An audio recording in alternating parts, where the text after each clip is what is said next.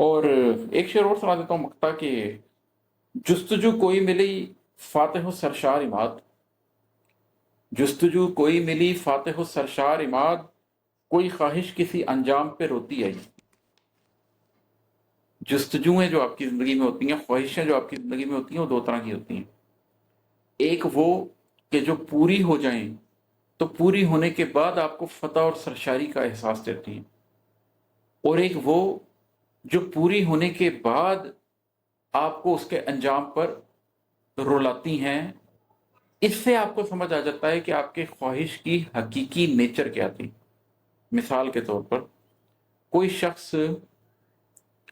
حد کے کسی گناہ کی طرف آمادہ ہو گیا، نفس اس پہ طاری ہو گیا اور اس نے نفس کی اس خواہش میں وہ گناہ کر ڈالا۔ اس گناہ سے اس کو گناہ کرتے وقت تو بہت لذت اور بہت سرشاری ملی، لیکن گناہ کرنے کے بعد کیا ہوا؟ اب وہ خواہش اپنے انجام پر روتی ہوئی آئی ہے۔ ایک اور شخص ہے، اس نے جستجو اور خواہش کی کسی نیکی کی، ہو سکتا ہے اس پوری نیکی کے عمل کے درمیان وہ تکلیف سے گزر رہا ہو، اس کے پسینے بہ رہے ہوں،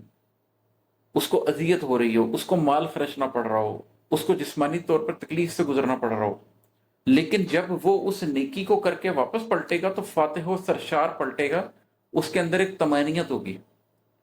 تو آپ نے اس خواہش کا پیچھا کرنا ہے جس کا انجام طمانینت ہو، اس خواہش کا پیچھا نہیں کرنا جس کا آغاز طمانینت ہو۔ جو چیز آپ کے نفس کو گراں لگ رہی ہے اس کے انجام میں آپ کے لیے سرشاری ہوگی، اور جو چیز ابھی آپ کے نفس کے لیے لذت کا باعث بن رہی ہے وہ بعد میں اپنے انجام پر روتی ہوئی آئے گی۔ تو یہ اگین کچھ چھوٹے چھوٹے پیسز ہیں جو میں نے اشعار کے طور پر آپ لوگوں کے سامنے رکھے ہیں، کہ ان میں اشارے ہیں کہ آپ اپنے نفس کو کیسے سمجھ سکتے ہیں، آپ اپنے قلب کو کیسے سمجھ سکتے ہیں، آپ اپنی ذات کی تبدیلی کے اوپر کام کیسے کر سکتے ہیں۔ میں لوگوں کو کوئی لگے بندے فارمولے نہیں بتاتا، میں نے بارہا اس بات کا ذکر کیا کہ میں تو صرف اپنی غزلوں میں، اپنی نظموں میں وہ نقطے، وہ نکات بتاتا چلا جاتا ہوں کہ جن کے اوپر اگر آپ عمل کرنا شروع کریں تو آپ خود ہی میرے منزل بن کے اپنی زندگی کی اصلاح کر سکتے ہیں،